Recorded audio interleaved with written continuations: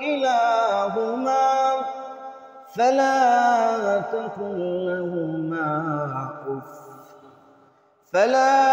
تقل لهما أف ولا تنهرهما وقل لهما قولا كريما واخفض لهما جناح الذل من الرحمن وقل رب ارحمهما كما ربياني صغيرا. وقال رسول الله صلى الله عليه وسلم جاء رجل إلى النبي صلى الله عليه وسلم فاستلوذنه في الجهاد فقال أيحي والدتك؟ قال نعم. قال ففيهما فجاهد. وقال الله تعالى إن الله وملائكته يصلون على النبي يا أيها الذين آمنوا صلوا عليه وسلموا تسليما. اللهم صل على مولانا محمد وعلى سيدنا شفيعنا محمد. اللهم صل على مولانا محمد وعلى آل سيدنا شفيعنا محمد. আলহামদুলিল্লাহ, সমস্ত প্রশংসাই মহান আল্লাহ রাব্বুল আলামিনের দরবারে, যিনি আমাদের সকলকে অত্যন্ত মহব্বত করে সৃষ্টি করেছেন, অফরন্ত নিয়ামত দান করেছেন, রিজিকে বারাকা দান করেছেন এবং সর্বোপরি নিয়ামত যে আল্লাহ রাব্বুল আলামিন আমাদের সকলকে রাসূল সাল্লাল্লাহু আলাইহি ওয়াসাল্লামের আনিত চিরন্তন বিধান ইসলামের অনুসারে মুসলিম ধর্ম দান করেছেন এবং সর্বোপরি নিয়ামত যে আল্লাহ তাআলা আমাদের সকলকেই বিগত জুমার থেকে এই জুমা পর্যন্ত হায়াতে তৈয়বা দান করে তার প্রিয় ঘর মসজিদে আসা এবং বসার মতো তৌফিক দান করেছেন। সেই জন্য সকলের দিল থেকে শুকরিয়া আদায় করি আলহামদুলিল্লাহ। ওই আল্লাহ তাআলার দরবারে আরও লাখো কোটি শুকরিয়া, যিনি আমাদেরকে তার প্রিয় হাবিব হযরত মুহাম্মদুর রাসূলুল্লাহ সাল্লাল্লাহু আলাইহি ওয়াসাল্লামের শানে দুরূদ পাঠ করার তৌফিক এনায়েত দান করেছেন। সেই জন্য আবারও শুকরিয়া আদায় করি আলহামদুলিল্লাহ। সম্মানিত উপস্থিত মুআজ্জাজ মুহতারাম হাজিরিন ও আমার মসজিদের অন্তরালের মা ও বোনেরা, সকলকেই জুমার সালাম এবং মোবারকবাদ। আসসালামু আলাইকুম ওয়া রাহমাতুল্লাহি ওয়া বারাকাতুহু। আলহামদুলিল্লাহ, আমরা সকলেই তো ভালো আছি আলহামদুলিল্লাহ। আল্লাহ তাআলা আমাদের সব কিছু মিলিয়ে কি রেখেছেন? ভালো রেখেছেন। এবং শুধু তাই নয়, আল্লাহ তাআলা অফরন্ত নিয়ামত দিয়ে আমাদেরকে জীবিত রেখেছেন। যেমন আজকে জুমার দিন অত্যন্ত গুরুত্বপূর্ণ একটা দিন মুসলিম উম্মাহের জন্য, এবং রাসূলুল্লাহ সাল্লাল্লাহু আলাইহি ওয়াসাল্লাম যে সমস্ত গরীবদের কথা বলেছেন তাদের জন্য ঈদের দিন। তাদের জন্য কিসের দিন? ঈদের দিন। আজকে এই জুমার দিন। তো আলহামদুলিল্লাহ, আল্লাহ তাআলা আমাদের সকলকে এই জুমার দিনকে উপভোগ করার তৌফিক দান করেছেন। সেই জন্য আবারও দিল থেকে শুকরিয়া আদায় করি আলহামদুলিল্লাহ। আমরা জানি আমাদের পৃথিবীতে যা কিছু আছে সমস্ত কিছু আমাদের জন্য কি? নিয়ামত। আমাদের জন্য নিয়ামত। কোনোটাই আমাদের কি ক্ষতিকর দিক নয়। আমরা ক্ষতিকর দিক তৈরি করে নিই। ক্ষতিকর দিক কি করে নেই? তৈরি করে নিই। যেমন ওয়াসাইনাল ইনসানা বিওয়ালিদাইহি ইহসান। আল্লাহ তাআলা কোরআনুল কারীমে কি বলেন? যে হে মানুষ জাতি, তোমাদের কাছে আমি এমন একটা নিয়ামত পাঠিয়েছি যেই নিয়ামত অন্য কিছুতে আমি দান করি নাই। তার নাম হচ্ছে পিতামাতা। তার নাম কি? পিতামাতা। আল্লাহ রাব্বুল আলামিন যে কথাটা কোরআনুল কারীমের মধ্যে ভর দিয়ে বলেছেন, যেমন আমরা কি জানি হাক্কুল্লাহ বা রব্বুনাল্লাহ বা আল্লাহর হক যেটাকে বলা হয়, কিন্তু আল্লাহ রাব্বুল আলামিন নিজের হক প্রকাশ করার পরে কোন হকের কথা বলেছে আমরা কেউ জানি? সেটা হচ্ছে পিতামাতার হক। সেটা কিসের হক? পিতামাতার হক। আল্লাহ রাসূল সাল্লাল্লাহু আলাইহি ওয়াসাল্লাম সাহাবীদেরকে নিয়ে একত্রিত হইলেই পিতামাতার বিষয়ে বলতেন। পিতামাতার বিষয়ে কি করতেন? বলতেন। যারা জিহাদে অগ্রসর হইতে যাইতেন আগে বলতেন যে তোমার পিতামাতা কি জীবিত আছে? আগের বাক্যটি কি থাকতো? তোমার পিতামাতা কি জীবিত আছে? যদি বলতো যে হ্যাঁ আমার পিতামাতা জীবিত আছে, বা একজন বলতো যে আমার পিতা জীবিত নেই, মাতা জীবিত আছে, আবার আরেকজন বলতো আমার মা জীবিত নেই কিন্তু বাবা জীবিত আছে, তখন রাসূলুল্লাহ সাল্লাল্লাহু আলাইহি ওয়াসাল্লাম নিজ বাণী থেকে কিছু কথা শোনাইতেন। ইনশাআল্লাহ সামনে এটি টানবো। আল্লাহ তাআলা তৌফিক দান করুন, সকল বলে আমিন। সম্মানিত হাজিরিন, আমরা সকলেই জানি আল্লাহ তাআলা আমাদেরকে সৃষ্টি করেছেন, কিন্তু দুনিয়াতে সৃষ্টি করেই পাঠায়া দেন নাই। একটা মাধ্যম জারি করে আমাদেরকে কি করেছেন? পৃথিবীতে পাঠিয়েছেন। যে মাধ্যম হচ্ছে কি? পিতামাতা। যে মাধ্যম পিতামাতা। আল্লাহ তাআলা আমাদেরকে সৃষ্টি করেই কি করেন নাই? দুনিয়াতে পাঠায়া দেন নাই। একটা মাধ্যম সৃষ্টি করেছেন, সেই মাধ্যমের নাম কি? পিতামাতা। যে দুনিয়াতে যদি যাইতে হয় তাহলে পিতামাতার মাধ্যমেই কি যাইতে হবে। আগে দাদা যাবে, তারপরে বাবা যাবে, তারপরে নাতিপুতিরা যাবে। সিস্টেম একটা চালু আছে না? কিন্তু আল্লাহ তাআলা অপর জায়গায় বলছেন যে আমি যাওয়ার সিস্টেম চালু করে দিয়েছি, কিন্তু আসার সিস্টেম চালু রাখি নাই। হয়তোবা দাদা বেঁচে থাকবে, নাতি চলে যাবে, একটা সিস্টেম ধারাবাহিক। কিন্তু আল্লাহ তাআলা আমাদেরকে যে ইবাদতের জন্য সৃষ্টি করেছে সেটা তো আমরা একবদ্ধ, যে আমাদেরকে ইবাদতের জন্য সৃষ্টি করেছে, এটাতে বিশ্বাস রাখি তো ইনশাআল্লাহ। কিন্তু এই আল্লাহ তাআলা যে সর্বোত্তম নিয়ামতের কথা বললেন, যে তোমাদের কাছে ইহসান হিসেবে পাঠিয়েছি, সেই বাক্যর নাম কি? পিতামাতা। তো আলহামদুলিল্লাহ আমাদের সকলেরই তো পিতামাতা আছে, যাদের নাই তাদেরও আছে, অন্ধকার কবরে শুয়ে আছে, অন্ধকার কবরে শুয়ে আছে। যাদের নাই তাদেরও আছে, কিন্তু কি কাছে নাই, অন্ধকার কবরে শুয়ে আছে। তো আলহামদুলিল্লাহ আমি যে কোরআনে কারিমা থেকে তিলাওয়াত করেছি সূরাতুল বনী ইসরাঈল থেকে, সূরাতুল বনী ইসরাঈল, এখানে আল্লাহ তাআলা নিজের কথা প্রথমে বলেছেন, তারপরে পিতামাতার কথা বলেছে। তো আয়াতে কারিমা কেমন ছিল? ওয়াকাযা রাব্বুকা আল্লা তা'বুদু ইল্লা ইয়াহু ওয়া বিল ওয়ালিদাইনি ইহসানা। প্রথমে আল্লাহ তাআলা কি বললেন? তার নিজের কথা বললেন। এখানে রাসূল সাল্লাল্লাহু আলাইহি ওয়াসাল্লামকে আদেশ করতে বলছেন যে তোমার উম্মতকে বলো, বা এবং তোমার প্রতিপালক যে নির্দেশ দিয়েছেন যে তোমরা তাকে ছাড়া আর কারো ইবাদত করো না। এটা কার কথা বলছেন? আল্লাহর কথা বলছেন, যে তোমরা আমার ইবাদত ছাড়া আর কারো ইবাদত করো না। ওয়াকাযা রাব্বুকা আল্লা তা'বুদু ইল্লা ইয়াহু ওয়া বিল ওয়ালিদাইনি ইহসানা। আল্লাহ তাআলার কথা বলার পরেই কোথায় চলে গেলেন? পিতামাতার ভিতরে ঢুকে গেলেন। আল্লাহ রাসূল পারলে ফেরেশতাদের কথা বলতে পারতো না? রসুলদের কথা বলতে পারতো না? কিন্তু রসুল আমাদের জন্য রহমত, সমস্ত মাখলুকের জন্যই কি রহমত। কিন্তু আমি আপনি মানুষ, আমার আপনার রহমতের দিকেও তাকাইতে হবে। পার্সোনাল একটা রহমত থাকবে না? যেমন রাসূল সাল্লাল্লাহু আলাইহি ওয়াসাল্লাম কাফির মুশরিকদের জন্য কি ছিল?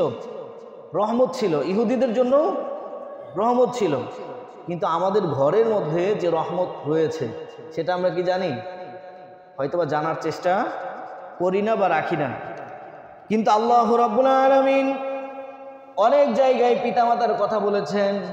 শুধু তাই নয়, রাসূলুল্লাহ সাল্লাল্লাহু আলাইহি ওয়াসাল্লামকে আদেশ দিয়েছেন যে তোমার কওমদেরকে বলো যে তোমার কওমদের মধ্যে এমন একটা সৃষ্টি আমি পাঠিয়েছি যে সৃষ্টির মাধ্যমে তারা জান্নাত হাসিল করতে পারবে। সুবহানাল্লাহ বলবেন না? যে সৃষ্টির মাধ্যমে তারা জান্নাত হাসিল করে নিতে পারবে, এই সৃষ্টির নাম হচ্ছে পিতামাতা। এই সৃষ্টির নাম কি? পিতামাতা। যখন আল্লাহ রাব্বুল আলামিন তার হকের কথা বর্ণনা করলেন যে তোমরা আমারই ইবাদত করো, আর কারো ইবাদত করো না, এবং পিতামাতার প্রতি শুদ্ধ ব্যবহার করো। কি করো? সুন্দর ব্যবহার করো এবং নরম আচরণ করো। শুধু তাই নয়, এরপরে বলা হয়েছে ইম্মা ইয়াবলুগান্না ইনদাকাল কিবার আহাদুহুমা আও কিলাহুমা ফালা তাকুল লাহুমা উফ। এখানে আল্লাহ রাসূল থেমেছেন, ফালা তাকুল লাহুমা উফ, যে তোমার পিতামাতার প্রতি সদ্ব্যবহার করো এবং তোমার পিতামাতা উভয়ে বা তাদের একজন যদি তোমার জীবদ্দশায় বার্ধক্য উপনীত হয়, যারা বৃদ্ধ হয়েছে, হয়তো বা তোমার পিতা আছে বা তোমার মাতা নাই, বা তোমার মাতা আছে পিতা নাই, একজনকে তুমি পেয়েছো কিন্তু তারা বার্ধক্যজনিত আক্রান্ত, এই অবস্থায় তোমরা কি করো না? পিতা মাতার সাথে উফ শব্দটুকু করো না। এর মধ্যে অনেক বর্ণনা রয়েছে, অনেক সাহাবী রাসূলুল্লাহ সাল্লাল্লাহু আলাইহি ওয়াসাল্লামের দরবারে যাইতেন, যা আমার রাগকে কন্ট্রোল করতে পারি না, পিতামাতার উপরে বড় গলায় কথা বলি, অনেক শক্ত করে কথা বলি, তখন রাসূলুল্লাহ সাল্লাল্লাহু আলাইহি ওয়াসাল্লাম এই আয়াতগুলো পাঠ করতেন যে তোমার পিতামাতা যদি তোমাকে হত্যাও করে ফেলে, তুমি দেখছো নিজ চোখে, তখনও তুমি কি করো না? উফ শব্দটুকু বলো না। এখন বলে মানুষ খুন করা তো হারাম, তাই না?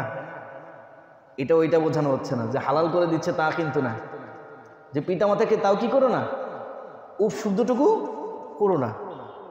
আর যেই পিতামাতাকে তুমি বার্ধক্যজনিত অবস্থায় পাইলা, তখন তুমি তাদের সাথে উফ শব্দটুকু করো না। কেননা এই উফ শব্দ শুনে যদি তারা মনের মধ্যে কষ্টটুকু নেয়, আল্লাহর কাছে কবুল হয়ে যাবে। কে যাবে? আল্লাহর কাছে কবুল হয়ে যাবে। আমরা যেমনি ভাবে জানি দোয়া করতে হয়, কিন্তু বদদোয়াও করতে হয়, কিন্তু পিতামাতার মুখ দিয়ে বলতে হয় না যে আমার সন্তানকে অমুকটা করে দাও, এবং সন্তানের জন্য বদদোয়া মুখেও করতে হয় না। ইনশাআল্লাহ সামনে যাব। এখন তাদের প্রতি উৎসুদ্ধ করতেও নিষেধ করেছেন, ওয়ালা তানহারহুমা ওয়া কুল লাহুমা কাওলান কারীমা ওয়াখফিদ লাহুমা জানাহাদ যুল্লি মিনার রাহমা ওয়া কুর রাব্বিরহামহুমা কামা রাব্বায়ানি সগীরা। এখানে বলা হয়েছে তাহলে তাদেরকে উফ বলবে না, তাদের প্রতি সামান্যতম বিরক্তি প্রকাশ করবে না, তাদেরকে ধমক দিবে না, এবং তাদের সাথে সম্মানজনক বিনম্র কথা বলবে, সমতাবেশে তাদের জন্য নম্রতার পক্ষপুট অবনমতি করে রাখবে এবং বলবে হে আল্লাহ, আমি এখন কি করছে? আল্লাহ নিজেই দোয়া শিখাই দিচ্ছে। আল্লাহ কি করতেছে? নিজেই দোয়া কি শিখাই দিচ্ছেন। ওকুর রব্বিরহামহুমা কামা রাব্বায়ানি সগীরা। দোয়াকে শিখাচ্ছেন আল্লাহ তাআলা, নিজেই শিখাচ্ছেন যে তাদের জন্য কি করবে যখন তারা থাকবে না, বা যারা যখন অসুস্থ অবস্থায় থাকবে, তখন তুমি আমার কাছে এই দোয়াটা পড়ে কি করবা? দোয়া করবা, রব্বিরহামহুমা কামা রাব্বায়ানি সগীরা। বান্দা যখন বলবে তখন কি বলবে? রব্বিরহামহুমা কামা রাব্বায়ানি সগীরা। আর এখানে আল্লাহ তাআলা কি করছেন? নিজে বলছেন। আল্লাহ তাআলা নিজে বলছেন যখন রব্বিরহামহুমা কামা রাব্বায়ানি সগীরা, যে তোমরা কি করো? পিতামাতার জন্য তাদের প্রতি দয়া করুন যেমনভাবে তারা শৈশবে। দেখেন আল্লাহ তাআলা কত মধুরভাবে দোয়া শিখাচ্ছেন, কিন্তু আমরা তো দোয়া করতে জানি না। আগে ইমাম সাহেবকে বলি, আগে যদি নিজে সন্তানরা দোয়া করে রব্বিরহামহুমা কামা রাব্বায়ানি সগীরা, কোরআন খতম করা লাগবে না, হুজুরদেরকে দাওয়াত করে খাওয়ানো লাগবে না, আপনি দুই হাত তুলে বা মৌখিকভাবে বলেন রব্বিরহামহুমা কামা রাব্বায়ানি সগীরা, আপনার দোয়ার পাওয়ার বেশি। দোয়ার পাওয়ার বেশি কারটা? আপনার দোয়ার পাওয়ার বেশি। কেননা আল্লাহ তাআলা নিজে আপনাকে দোয়া শিখাই দিয়েছেন, কি নিজে না? এইভাবে বলা হচ্ছে যে ইমাম সাহেব বলেন ওকুর রব্বিরহামহুমা কামা রাব্বায়ানি সগীরা, আপনার মুসল্লিদের পিতামাতার জন্য দোয়া হচ্ছে। অর্থ কি এটা? আল্লাহ তাআলা নিজেই বলছেন যে তুমি তোমার পিতামাতার জন্য এমনভাবে দোয়া করো যে আমি আল্লাহ তাআলা কবুল করে নেই। এখানে কি বলছেন? যে তুমি এমনভাবে চাও যেমনিভাবে তুমি বলছো যে আল্লাহ আমার পিতামাতা আমাকে শৈশবকালে যেমনিভাবে পরম আদর যত্নে মানুষ করেছেন, যত্নে রেখেছেন, তাদেরকে তুমি কি করো? তোমার রহমতের ছায়াতলে স্থান দান করো। এখন এই বিষয়ে যদি আলোচনা করা যায়, আমরা নিজেরাই সুন্দর করে দোয়া করতে পারবো না ইনশাল্লাহ? আমরা শুধু এখন দুইটা চোখ বন্ধ করে যদি আমাদের পিছনে চলে যাই, শিশুকালে চলে যাই, শৈশবকালে চলে যাই, এখন পিতামাতার মর্যাদা আমাদের মাথায় আসবে না। যখন আমাদের সন্তান থাকবে, আমাদের বয়স 80-90 আসবে, তখন আমাদের বুঝে আসবে যে পিতামাতা কি জিনিস। যারা মুরব্বী আছেন তারা হয়তো বা বোঝেন, কিন্তু এখন বুঝে আসবে না আমাদের।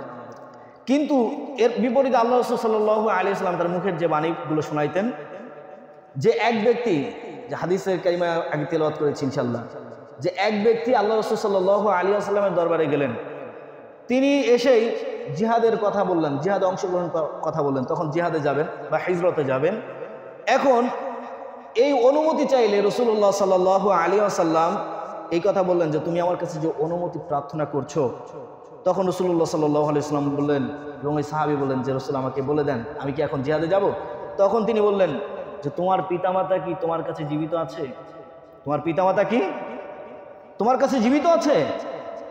তখন সে বলল যে আমার কাছে একজন মা আছে বা একজন পিতা আছে বা যে কোনো একজন আছে, যে কোনো একজন আছে।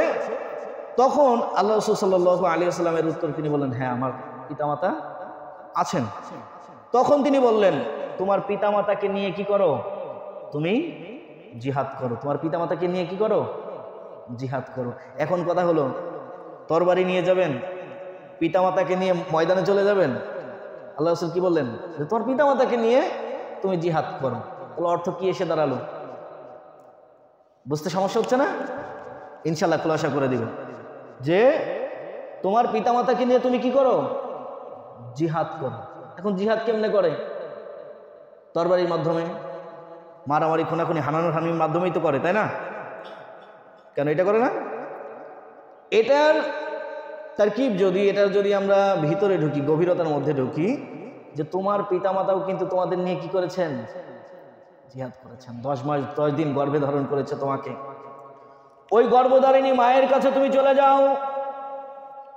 আমরা শুধু বোঝার চেষ্টা করি না, কিন্তু পরে যখন থাকে না তখন আফসোস করি। এই আফসোসে কোনো ফায়দা হবে না। ফায়দা হবে কি? যেমনি ভাবে এই শৈশবকাল বা শিশুকালে যদি আপনি পা রাখেন, দেখতে পারবেন যে আপনার পিতামাতা আপনার জন্য কতটুকু কি করেছে। শুধু তাই নয়, আপনার বয়স এখন 40 হয়ে গিয়েছে, তাও এখনো পিতামাতার কাছে আপনি শিশুই রয়ে গিয়েছেন, এখনো বড় হন নাই। এই পিতামাতার দোয়া এত পাওয়ারফুল, তাই নয়, পিতামাতার বদদোয়াও পাওয়ারফুল। কেননা আল্লাহ রাব্বুল আলামিন কয়েকটা ব্যক্তির দোয়া কবুল করেন, তার মধ্যে অন্যতম ব্যক্তি হচ্ছে পিতামাতা। অন্যতম ব্যক্তি কারা? পিতামাতা। আমরা অনেক আল্লাহওয়ালাদের জীবনে পড়ে থাকি, কেউ যদি আল্লাহওয়ালা হয়ে থাকে পিতামাতার দোয়ার মাধ্যমে হয়েছে, আবার কেউ যদি ধ্বংস হয়ে থাকে পিতামাতার বদদোয়ার কারণেই ধ্বংস হয়ে গিয়েছে। বনি ইসরাইল, যেহেতু সূরাতুল বনি ইসরাইল থেকে আয়াতে কারিমা তিলাওয়াত করেছি, ইনশাআল্লাহ বনি ইসরাইল থেকেই বর্ণনা দিচ্ছি। বুখারী শরীফের বর্ণনা। এই বনি ইসরাইলদের মধ্যে একজন আবেদ ব্যক্তি ছিলেন, আল্লাহওয়ালা ব্যক্তি ছিলেন, নাম ছিল জুরাইস। নাম কি? নাম ছিল জুরাইস, বড় একজন আল্লাহওয়ালা। এখন এই ব্যক্তি পাহাড়ের উপরে একটা ইবাদতখানা তৈরি করলেন। একটা ইবাদতখানা কি করলেন? তৈরি করলেন। এখন সেখানে উঠতে প্রচুর পরিমাণ সময় লাগে। তিনি এই জন্য ইবাদতখানা পাহাড়ের উপরে বানিয়েছেন, যেন দুনিয়াবি কোনো ফিতনা তার গায়ে স্পর্শ না করতে পারে, দুনিয়াবি চিন্তা তার মধ্যে না আসতে পারে। এখন আল্লাহর বান্দা জুরাইস সেখানে তাহাজ্জুদ নামাজ পড়ে, নফল নামাজ পড়ে। কি করেন? সেখানে নামাজ আদায় করেন, আল্লাহর জিকিরে মগ্ন থাকেন। এখন ইতিপূর্বে তার মা, অধিকবার বর্ণনা হয়েছে 3 বার গিয়েছেন অথবা 3 বার ডাক দিয়েছেন, 3 বার অথবা 3 বার ডাক দিয়েছেন। এখন জুরাইজ এই আল্লাহওয়ালা লোক নামাজে আছেন। এখন ওই মায়ের হয়তোবা পানি তেষ্টা লেগেছে বা কিছু বলবে। এখন 3 বার দরজায় টকর দিল, বলল, হে জুরাইজ বাবা তুমি দরজা খোলো। জুরাইজ তখন নামাজের মধ্যে আছেন। এখন এই জুরাইজ নামাজের মধ্যে চিন্তা করে, আমি তো রবের ডাকে সাড়া দিচ্ছি, আমি তো নামাজে আছি, এখন মায়ের ডাকে কিভাবে সাড়া দিব? আমার মা তো আমাকে অনেকবার ডাকছে। এখন সে নামাজে কন্টিনিউ রয়েছে। রাগান্বিত হয়ে চলে গেলেন, যে সন্তানকে ডাক দিলাম সে দরজা খুলল না। দ্বিতীয় দিন আবার আসলেন, আবারও ডাক দিলেন যে জুরাইজ দরজা খোলো। তখনও তিনি কিসে আছেন? নামাজে আছেন। এখন এই জুরাইজ তখনও ভাবে যে আমি আল্লাহর ডাকে সাড়া দিব না মায়ের ডাকে সাড়া দিব, আমি তো নামাজে আছি। তখন এই জুরাইজ কোনো উত্তর দিল না। তৃতীয় দিন আবার আসলো। আসার পরে এই জুরাইজ আবারও নামাজের মধ্যে রয়েছে, তখনও দরজা খুললেন না। মা রাগান্বিত হয়ে গেলেন। মা কি? রাগান্বিত হয়ে গেলেন। যে তুমি ইবাদত করার জন্য পাহাড়ে উঠে এসেছো, কিন্তু তোমার মায়ের জন্য সাক্ষাৎ করার জন্য তোমার এইটুকু কি সময় হয় না যে তুমি নিচে গিয়ে তোমার মায়ের সাথে সাক্ষাৎ করবা, তোমার মায়ের ডাকে তুমি উত্তর দিবা? এখন ওই জুরাইজ তবু উত্তর নিল না। তখন তিনি রাগান্বিত হয়ে বলল, আল্লাহ। কাকে স্মরণ করলো? আল্লাহকে স্মরণ করলো যে আল্লাহ, তোমার বান্দা জুরাইজ আল্লাহওয়ালা হইতে পারে, কিন্তু আমি ডাক দিলাম কিন্তু তার মায়ের ডাকে সাড়া দিল না। এই জুরাইজকে তুমি বেশ্যার মুখ না দেখাইয়া তুমি তাকে ইমানের পথে আগেই আইনো না, কিন্তু বেশ্যার না মুখ দেখাইয়া কি করো না, বরণ দিও না। দোয়া কি বলেন তো? মারাত্মক দোয়া না? বদদোয়া দিল রাগান্বিত হয়ে। এখন এই জুরাইজ শান্ত মনে সালাত আদায় করছেন। এখন তারপরের দিন বা 3 দিন পরে ওই যুগে যে ব্যভিচারিণী ছিলেন, ওই ব্যভিচারিণী রাতের অন্ধকারে এই জুরাইজকে প্রস্তাব দিলেন যে চলো আমরা কি করি, ব্যভিচার করি বা জিনায় লিপ্ত হই, রাতের অন্ধকারে কেউ দেখবে না, এই পাহাড়ের উপরে তলায় তোমার ইবাদতখানা, এখানে যদি তুমি আমার সাথে জিনা করো কেউ জানবে না। কেউ জানবে? দেখার ক্ষমতা আছে? দেখতেছেন কে? আল্লাহ। তখন এই জুরাইজ বলল, হে ব্যভিচারিণী, তুমি এখান থেকে বেরিয়ে হয়ে যাও, দুনিয়ার কেউ যদি না দেখে আমার ওই আল্লাহ রাব্বুল আলামিন দেখবেন। আমি আল্লাহ রাব্বুল আলামিনের এতদিন পর্যন্ত ইবাদত করে তার আনুগত্য লাভ করেছি, আমি কখনোই ব্যভিচারী লিপ্ত হইতে পারবো না। এখন অনেক কুপরমন্ত্র দিলেন, বললেন যে আমার মতো সুন্দরী কিন্তু আর 2টা নাই, দেখো আমি কত সুন্দরী। তখন তাকে রাগান্বিত হয়ে বের করে দিলেন। এখন পাহাড় থেকে নামন্ত অবস্থায় দেখলেন ওই পাহাড়ের এক কোনায় একটা রাখাল, ওই রাখাল শুয়ে আছে। এখন রাখালকে গিয়ে ডাক দিল। কাকে দিল? একজন আবেদ আর একজন দুনিয়ামুখী রাখাল। একজন আবেদ আর একজন কি দুনিয়ামুখী রাখাল। এখন রাখাল দেখলো যে পরম সুন্দরী তাকে ডাকছে। এখন তাকে কুপ্রস্তাব দিল যে হে রাখাল, তুমি আমার সাথে ব্যভিচারী লিপ্ত হও। তুমি কি হও? ব্যভিচারী লিপ্ত হও, কেউ জানবে না। এখন রাখালের সাথে ওই ব্যভিচারী লিপ্ত হইল। লিপ্ত হওয়ার পরে 3 মাস পরে, কয় মাস? 3 মাস পরে ওই যুগের যে বাদশাহ ছিল বা রাজা ছিল, তার সিপাহীগণ দেখলো যে এই ব্যক্তির তো বিবাহ হয় নাই, কেন? পেট উঠেছে বা অন্তঃসত্ত্বা হয়েছে। এখন এই সিপাহীগণ তাকে ধরে নিয়ে বাদশার দরবারে নিয়ে গেলেন। এখন নেওয়ার পরে ওই বাদশা জিজ্ঞাসা করলো, হে নারী, তোমার তো বিবাহ হয় নাই, তুমি কেন সন্তান ভূমিষ্ঠ করতে সক্ষম হচ্ছ? তখন আল্লাহ তাআলার কাছে দোয়া করেছেন কে? মা। ফালাবেন কে? আল্লাহ। একটা আওয়াজ দেন, ফালাবেন কে? আল্লাহ। এখন ওই বেশ্যাকে যখন জিজ্ঞাসা করা হলো যে এই সন্তানের বাবাকে, তখন সাথে সাথে কার নাম বলল? যে রাখালের নাম বললে রাখাল অস্বীকার করবে আর তার প্রমাণও দিতে হবে। কিন্তু ওই জুরাইজ পাহাড়ের উপরে থাকে, কোনো প্রমাণ লাগবে না, শুনলেই মানুষ বিশ্বাস যাবে, কেননা ওখানে কোনো মানুষের আনাগোনা নাই। তখন বলল যে এই যুগের যে বড় একজন আল্লাহওয়ালা, আল্লাহর ওলি নাম দিয়ে বসে আছে, নামধারী আল্লাহর ওলি, এখন এই আল্লাহর ওলি জুরাইজই হচ্ছে আমার সন্তানের পিতা। পিতাকে জুরাইজ। এখন ওই বাচ্চা লোক পাঠাইলো, জুরাইজকে ধরে নিয়ে আসলো। আসার পথে ওই জঙ্গলের মধ্যে অনেক ব্যভিচারীর বসবাস। এখন জুরাইজ ওই সিপাহীদেরকে জিজ্ঞাসা করলেন যে আমাকে কেন ধরে নেওয়া হচ্ছে? তখন বলল, তুমি এই যুগের যে ব্যভিচার, তার সাথে তুমি ব্যভিচারী করেছো, সেই জন্য তোমাকে বাদশা ধরে নিয়ে যাইতে বলছে। এখন ওই জঙ্গল দিয়ে যাইতে সময় দেখে যে অনেক ব্যভিচারী রাস্তা দিয়ে দাঁড়িয়ে আছে। তখন জুরাইজ মুস্কি মুস্কি হাসলেন। তখন কি করলেন? মুস্কি মুস্কি হাসলেন। লক্ষ্য রাখবেন কথাগুলো। এখন এই জুরাইজের হাস্যকর দৃশ্য দেখে ওই সিপাহীগণ মনে রাখলো যে মাঝে কেন হাসলো। এখন রাজার দরবারে নেওয়া হইল। এখন রাজা বলে, তুমি নাকি তার সাথে ব্যভিচার করেছো? তখন তিনি বলে, আল্লাহি, আমি তার সাথে কোনো ব্যভিচার করি নাই, আমি তার সাথে কোনো নাই, সে আমাকে প্রস্তাব দিয়েছিল, কিন্তু আমি তার সাথে কোনো ব্যভিচার করি নাই। তখন বলল যে মহিলা বলছে, কেউ তো কারো নিজের দোষ ঘাড়ে নেয়, কেউ কারো দোষ ঘাড়ে নেয়, সবাই বিশ্বাস করবে কি? ওখানে তো কেউ থাকে না, তাহলে এই ব্যভিচারিণী কি বলেছে? সত্য বলেছে। এখন বলে প্রমাণ দাও। এখন জুরাইজের কাছে তো কোনো প্রমাণ নাই। এখন এই জুরাইজ বলে আমাকে 2 রাকাত নামাজ পড়ার সময় দেন। কয় রাকাত? 2 রাকাত নামাজ পড়ার সময় দেন। এখন আল্লাহকে ডাক দিয়ে বলে, আল্লাহ এতদিন তোমার ইবাদত করেছো তোমাকে এক মনে করে, তুমি যদি এক হও তাহলে এই ব্যভিচারিণীর পেটে যে বাচ্চা রয়েছে তার জবান খুলে দাও। সকলে বলে সুবহানাল্লাহ। হাদিসের ভাষ্যমতে কয়জন বাচ্চা কথা বলেছিল দুনিয়াতে? 3 জন। কয়জন? 3 জন। তার মধ্যে একজনকে এই জুরাইজের সময়, এই জুরাইজের জামানায়। এখন বললেন যে আমি আল্লাহর কাছে দোয়া করেছি, আমাকে একটা সুযোগ দেন, এই ব্যভিচারীর পেটে যে বাচ্চা রয়েছে তাকে উদ্দেশ্য করে আমি কয়েকটা কথা বলবো। এই বাচ্চাই বলে দিবে এই বাচ্চার বাবাকে, এই বাচ্চার বাবাকে। তখন তিনি বললেন যে হে ব্যভিচারীর পেটের বাচ্চা, তোমার পিতাকে। তখন ওই ব্যভিচারীর পেট থেকে আওয়াজ আসলো যে আপনি। প্রথমে কি আওয়াজ আসলো? যে আপনি আমার পিতা। যখন কিনা বললো যে তুমি আল্লাহর নামে বলো তোমার পিতাকে। কি বললো? তুমি আল্লাহর নামে বলো তোমার পিতাকে।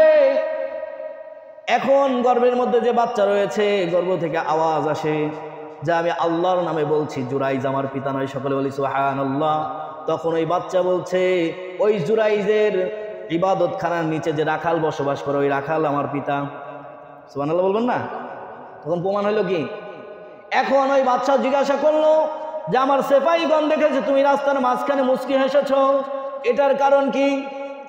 তখন ওই জুরাইজ আরো হেসে বলে আমি ওই আল্লাহর ইবাদত করেছি, কিন্তু আমি জানি আল্লাহর কাছে দোয়া করলে কবুল হয়, কিন্তু মায়ের দোয়া যে এত তাড়াতাড়ি কবুল হয় আমার জানা ছিল না। সকলে বলি সুবহানাল্লাহ।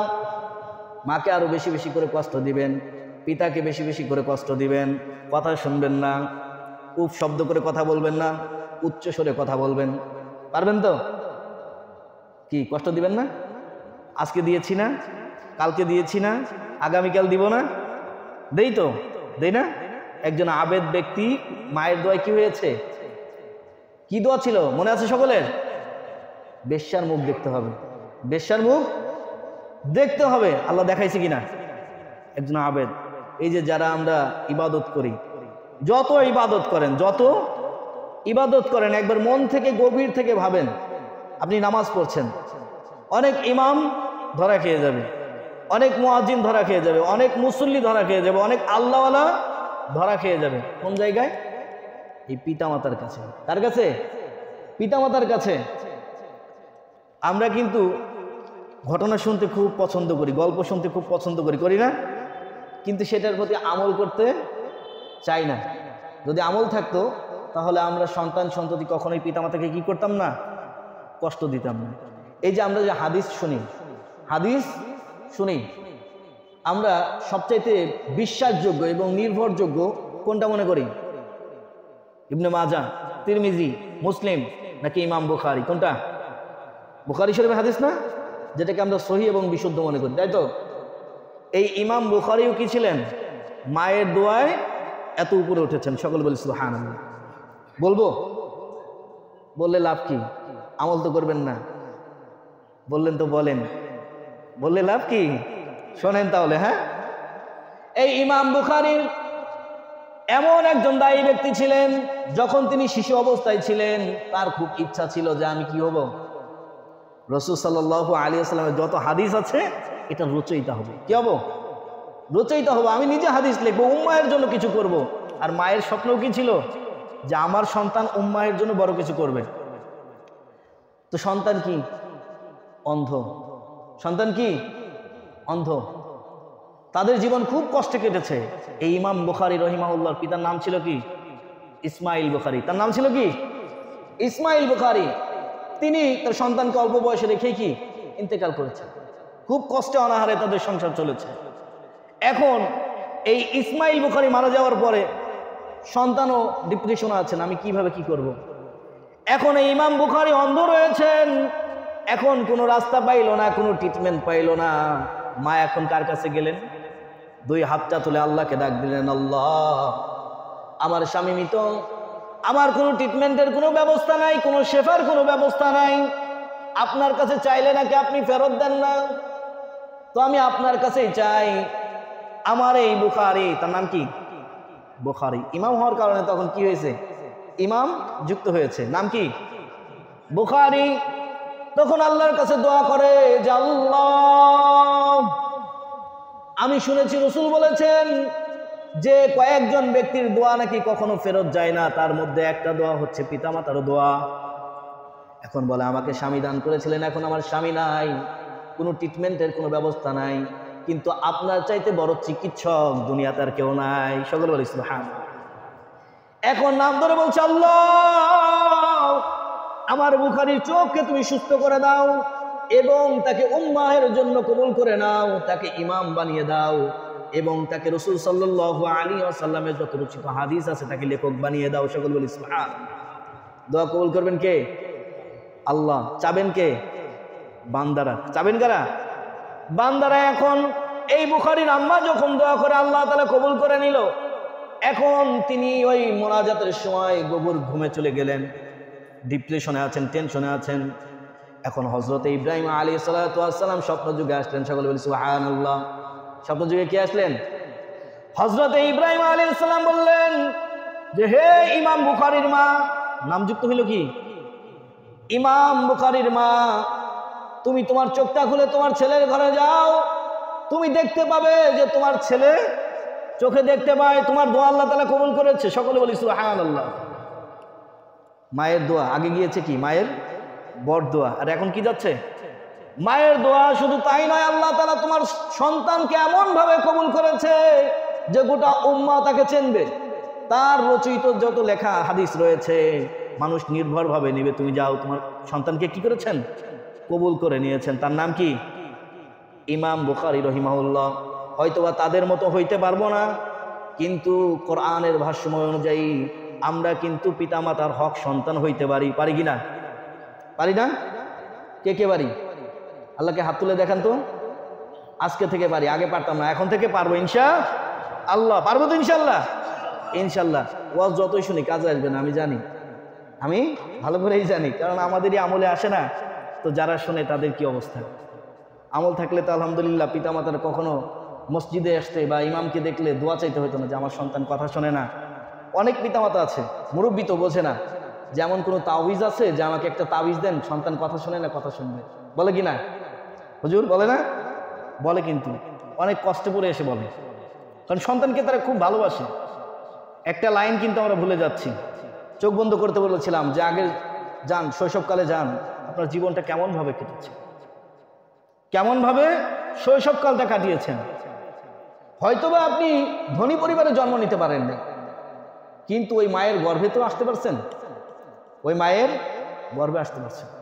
অনেক মুসল্লি আছে দোয়া চায় যে হুজুর 16 বছর বিবাহ হয়েছে, সন্তান হয় না, কিন্তু আল্লাহ তাআলা আপনাকে রহমত করে আপনার মায়ের গর্ভে দান করেছে। ওই মা এত খুশি হয়েছে যা বলার মতো না। 10 মাস 10 দিন গর্ভে ধারণ করেছে। কয় মাস? 10 মাস। শুধু তাই নয়, 30 মাস পর্যন্ত কি করেছেন? তার দুধ পান করিয়ে আপনাকে বড় করেছেন। শুধু তাই নয়, পেটে যখন আপনি ছিলেন গুড়মুড় করে লাথি মারতেন, তখন যে কত কষ্ট হয়েছে। সুখময় খাবার খাইতে পারে নাই, ভালোভাবে বসতে পারে নাই, শুইতে পারে নাই। কারণ আপনি যদি, আপনার আম্মা যদি ওইভাবে শুইতো তার শান্তি মতো, আপনি শান্তিতে থাকতে পারতেন না। কারণ আপনার ওখানে সমস্যা হইতো, আপনি তখন কি করতেন? লাথি মারতেন। তিনি ওইভাবে শোয়া বন্ধ করে দিল। ডক্টর বলে দিল আগামীতে থেকে তুমি শুধু ডাল ভাত খাবা, কোনো ভালো মন্দ তোমার খাবার চলবে না। মা কি খেয়েছে? খায় নাই। সন্তানও কষ্ট যে আমার বিবি খাইতে পারছে না, সন্তানের সমস্যা হয়। পিতার কি কষ্ট নাই? এখন পিতারা বলবে যে আমাদের কথা বলতেছে না। এই পিতামাতার অবদান আমরা কখনোই দিতে পারবো না। এখন এই মা যখন 10 মাস 10 দিন গর্ভে ধারণ করলো, এই যুগে আসে, এখন তো ডেলিভারির যুগ, মানে সিজার ছাড়া কেউ হয় না সহজে, সিজার ছাড়া কেউ হয় না। যখন তাকে আইসিইউতে প্রবেশ করানো হয়, তার কাছ থেকে একটা সই নেওয়া হয়। আমরা কি জানি? পরিবারের পক্ষ থেকে কি করা হয়? একটা সই নেওয়া হয় যে বাচ্চা প্রসবের পরে বা ডেলিভারির পরে যদি সন্তান অথবা মা যদি মারা যায়, আমরা কর্তৃপক্ষ দায়বদ্ধ থাকবো না। তখন পরিবার বলে যে আমাদের বাচ্চা লাগবে না, বাবা বলে যে আমার বাচ্চা লাগবে না, আমার বিবি যদি জীবিত থাকে ইনশাল্লাহ সামনে সন্তান জন্ম দিতে পারবে। এখন যে মা, সে কি কথা বলতে পারে যে আমার সন্তান দরকার নাই, আমি জীবিত থাকি? এ কথা বলে? মা কি বলে? যে তোমরা যদি কেউ সই না করতে পারো আমার কাছে দাও, আমি সই করব। অনেকে 3 জন সন্তান আছে, তারপরেও পিতামাতার সন্তান লাগবে, বলে কিনা? যে এই সন্তান যদি দুনিয়াতে আসতে গিয়ে যদি আমার মৃত্যু হয়, আমার কোনো সমস্যা নেই, আমার সন্তান জীবিত থাকুক, সকল বলি সুবহানাল্লাহ। এখন ওই মা অনেক কষ্ট করে সই করে দিয়ে যায় যে আমার সন্তান লাগবে, আমি দুনিয়াতে না থাকলেও সমস্যা নাই। কিন্তু আপনি এই কথাটাও ভুলে গেলেন, তখন তো আপনি দুনিয়াতে আসেন নাই। এখন মনে করেন আপনার পিতামাতা কি করছে, কিন্তু এখন কোনো একটা কথা বলে আমার আপনার সহ্য হয় না। পিতামাতা আমাদের কত কষ্ট করে মানুষ করে, যখন আমরা পিতামাতা হই তখনও বোঝার চেষ্টা করি না। বয়স অল্প, বয়স কি খুবই অল্প, বোঝার চেষ্টা করি না। এখন ওই মা সই করে দিল, তিনি জন্মভূমি নিল। এখন তিনি জন্ম হওয়ার পরে ওই মা দুনিয়া থেকে ইন্তেকাল হয়ে গেল। জন্মে থেকে গেল কে? বেঁচে থাকলো কে? মা। কিন্তু ডক্টর কি বলেছিল? যদি আপনারা বলেন সন্তান বেঁচে থাকবে, যদি আপনারা বলেন মা বেঁচে থাকবে, যে কোনো একজন বেঁচে থাকবে। কয়জন? একজন। এখন মা কি করলো? তার নিজ হাতে তার হায়াতের সার্টিফিকেটে কি করলো? না বলে দিল যে আমার জীবন চাই না। অনেক লম্বা হয়ে ওই সময় হয় নাই। পিতামাতার বর্ণনা এত সহজে শেষ হয় না। আমিও তো সন্তান, শেষ করবো কিভাবে? শেষ হওয়ার কথা না। চোখ বুঝে সবসময় ভাববেন। আজকে বাড়িতে গিয়ে মাপ চাবেন, ইনশাল্লাহ সংক্ষেপে বলে দেব। মাপ চাবেন কিভাবে? আল্লাহর কাছে দোয়া করেন। মাকে যে যদি বলেন যে মা আমাকে মাফ করে দেন, ছোট হয়ে যাবেন? মুসল্লিরা ছোট হয়ে যাবেন? আয় থাকতে ব্যয় করুন, আয় থাকতে ব্যয় করুন। এখন আপনার হায়াত আছে, হায়াত থাকতে পিতামাতার কাছে মাপ চেয়ে নেন। হায়াত যদি চলে যায়, আপনি রাগান্বিত অবস্থায় যদি বাড়ি থেকে বের হয়ে যান, আপনি মৃত্যুবরণ করলেন, আপনি জাহান্নামী। বলেন তো কেন? কারণ পিতামাতাকে কষ্ট দিয়ে যে বাড়ি থেকে বের হয়েছেন। চোখে দেখা নজির, চোখে দেখা নজির। সংক্ষেপে শেষ করবো ইনশাল্লাহ। আমি যখন মাদ্রাসায় পড়ি, এক বাড়িতে খতমে গিয়েছিলাম। সেই বাড়িতে যাওয়ার পরে এমনভাবে রাগান্বিত হয়েছে পিতামাতার কাছে, ওই মা বলে দিল যে তুই আগুনে পুড়ে মরবি। মা কি বললো? যে তুই আগুনে পুড়ে মরবি। আমরা খতম কন্টিনিউ করছি। এখন রাস্তায় যে ট্রান্সমিটার থাকে, চিনি তো ইনশাল্লাহ। এখন রাস্তায় এত মানুষ রয়েছে, এত লোক রয়েছে, সেই ট্রান্সমিটার যখন বাস্ট হইল, একটা আগুনের ফুলকি বা আগুনের লাভা তার গায়ে এসে পুরো শরীর জ্বলে গেল। এখন কিছুক্ষণ পরে লোকজন তার লাশটাকে কি করলো? মুখরিয়ে, কাপড়ে মুখরিয়ে, এমন অবস্থা হয়েছে সন্তানকে চেনার মতো অবস্থা নেই। এখন এসে বলল যে সামনে গিয়েই সে কি হয়েছে? আগুনে আক্রান্ত হয়েছে, বিদ্যুৎ আক্রান্ত হয়েছে, তার গায়ে এসে লেগেছে কি? আগুন। দোয়ার সাথে সাথে কবুল হয় নাই? এ হয়েছে কিনা? মায়ের দোয়া কি ছিল? অনেক কষ্ট পেয়েছে। পিতামাতা এত কষ্ট না পাইলে বদদোয়া এমনি এমনি কি আসে না। পিতামাতার দোয়া যেমনি ভাবে কবুল হয়, বদদোয়াও তেমনি ভাবে কি কবুল হয়। বদদোয়া আরো আগে কবুল হয়। কেননা পিতামাতা ভালো থাকলে, পিতামাতা খুশি থাকলে সন্তানের জন্য প্রচুর পরিমাণে দোয়া করে। কিন্তু কষ্ট পায় কখন? সবসময় নাকি একবার? কয়বার? একবার। আপনি অনেক অত্যাচার করেছেন, কখনো বদদোয়া আসে নাই। এখন কি এমন কাজ করলেন যে ওই মায়ের মুখ দিয়ে বদদোয়া বের হয়ে গেল? এবং আল্লাহ তাআলা সাথে সাথে কি করেন? কবুল করে নেন। পিতামাতার দোয়া আরশে আজিমের সাথে সম্পর্ক। তার সাথে সম্পর্ক? আরশে আজিমের সাথে সম্পর্ক। মাঝখানে কোনো বাধা নাই। মাঝখানে কি নাই? কোনো বাধা নাই। সেই জন্য কেউ কখনো পিতামাতাকে কষ্ট দিব না ইনশাআল্লাহ। পিতামাতা আমাকে যত কঠোরভাবে কথা বলুক, আমাকে অত্যাচার করুক, আমার কথা শুনে না। অনেক দিনদার ভাই আছেন, পিতামাতা হয়তো বা এখনো দিনের পথে আসতে পারে নাই, উচ্চ গলায় দাওয়াত দেন, এই দাওয়াত কখনোই গ্রহণযোগ্য হবে না। ওই সাহাবীর ক্ষেত্রে জিহাদ থেকে কি করলো? পিতামাতার খেদমতে পাঠিয়ে দিলেন। কি করলেন? আমরা কেউ মনে রাখিনি। সন্তান গেল কিসের জন্য? জিহাদের জন্য। আর রাসূল কি করলেন? বললেন তোমার জন্য জিহাদ নয়, তোমার ঘরে পিতামাতা আছে, তোমার পিতামাতার কি করো? পিতামাতার সাথে জিহাদ করার এটার মানে হচ্ছে খেদমত। এটার নাম কি? খেদমত। সেই জন্য বললাম আয় থাকতে ব্যয় করুন। হায়াত আছে, হায়াত থাকতে পিতামাতার কাছ থেকে কি করেন? জান্নাত হাসিল করে নেন। পারবো তো ইনশাল্লাহ?